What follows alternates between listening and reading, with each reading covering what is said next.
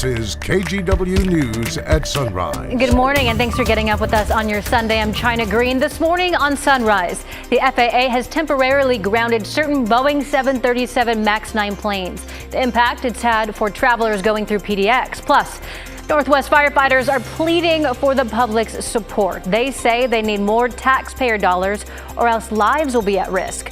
But before we get to all that, let's check in with Daisy Caballero for a first look at our forecast. Good morning, Daisy. Hey, good morning, China. Good morning to all of our viewers. Once again, taking you out to our satellite radar within the last 6 hours alone. You can see some action in our atmosphere. We're now kind of transitioning into more scattered showers, kind of set up for the rest of today. So expect that, and also to see a little bit of those blue skies here and there. But currently right now, we're dealing with clouds, some showers in some areas, and 42 degrees. Last check at PDX, winds are coming up from the south at right about 5 miles an hour. Here's a quick look at your current temperatures right now. Again, very similar conditions as we were experiencing this time yesterday. 38 degrees out for Boring, 39 for Westland, 36 for Forest Grove. We're seeing those 40s on the coast, and we're seeing those 30s for Hood River, 32 degrees to be specific. Now, as we're looking at our forecasted temperatures for today, again, not expecting to reach 50. If anything, we will be reaching right about 45 degrees, but we have a lot more to talk about coming up in the full forecast, including 2 weather advisories that you're not going to want to miss if you, of course, are going to be traveling through the passes. Daisy, thank you. This morning, the FAA has grounded nearly 200 Boeing 737 MAX 9 aircrafts after that terrifying mid-air emergency on board an Alaska Airlines plane Friday night. The unbelievable video and photos showing a chunk of the side of the passenger plane gone, leaving a gaping hole. It's created a ripple effect, delaying travel for thousands of people. And Ashley Graham spoke with travelers stuck waiting for a new flight. Take a look at this. A plug door on an Alaska Airlines plane leaving Portland blew out mid-flight on Friday. The Boeing 737 MAX 9 was 10 minutes out of PDX, flying at 16,000 feet. Fortunately, no one was seriously hurt.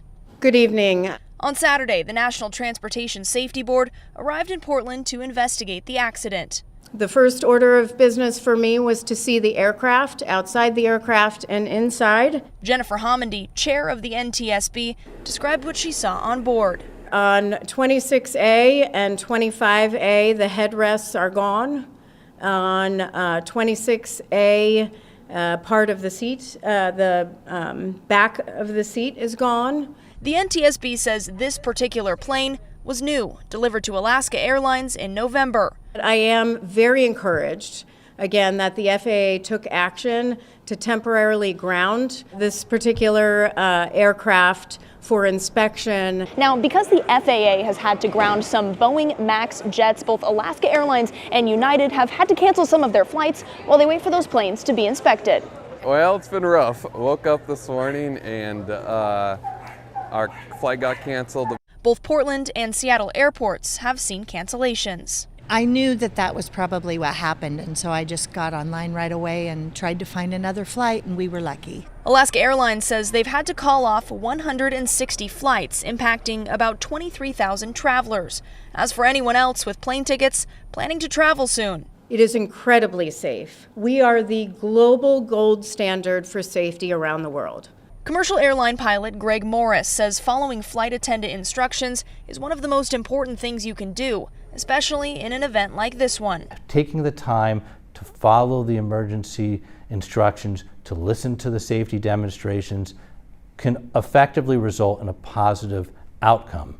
Without taking that time to pay attention, the outcome could be far different.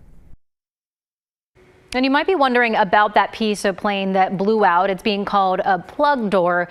Investigators believe it landed around Barnes Road near Highway 217 in Cedar Hills. So if you find it, you're asked to call police. We're hearing more from passengers who were on board that Alaska Airlines flight once they finally made it to their destinations in California. Passengers said they heard a loud bang and then looked up to see a hole in the side of the plane. When that window broke and the mast came down, I mean, you could see debris flying in, I could see it. I go, whoa, okay, what's all this about? I was just sitting there staring out the window, thankfully not at the window seat. yeah, I was just sitting and praying that this flight would go well. Once on the ground, passengers praised the crew for getting them back safely. We'll continue to track the latest on the investigation over the next week. For more information, head to KGW.com and KGW Plus as the story develops. A 10-hour-long crisis situation on the Markham Bridge ended peacefully. It started just after 2 o'clock yesterday when a man in crisis climbed the fence and got onto the edge of the bridge. Police talked to him for 8 hours, but that didn't get anywhere. So at around 10 o'clock, they stepped away and monitored him. After a couple more hours, the man moved away from the ledge and walked away on his own. And we do want to remind you, if you or someone you know is in crisis, help is available by calling or texting 988. That's the way to connect to a suicide prevention crisis center and a trained counselor. And Gresham police are looking into a shooting that left one person dead. This is video from the scene from Saturday morning on East Burnside and Southeast 188th Avenue. That's where they found one person shot. They were taken to the hospital where they later died.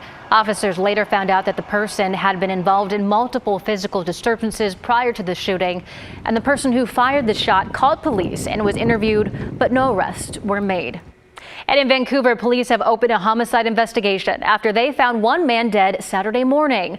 Vancouver police say they were called out to the intersection of East 18th and Bryant Street of reports of a man shot. When they got there, police say they found a 22-year-old man unresponsive on the sidewalk. Officers tried to revive him, but he died at the scene. There's no word on a suspect.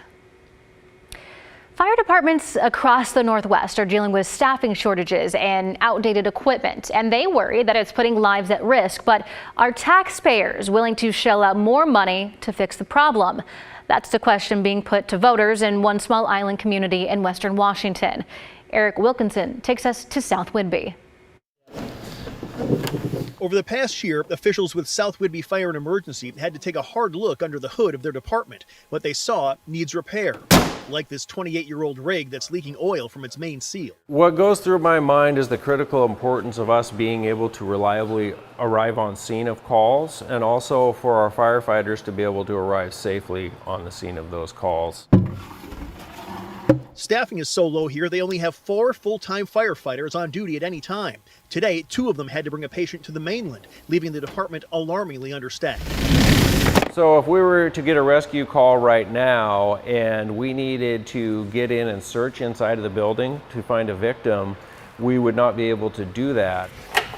A shortage of volunteers means the department needs to add 2 full-time firefighters. 5 aging engines and water tenders also need to be replaced.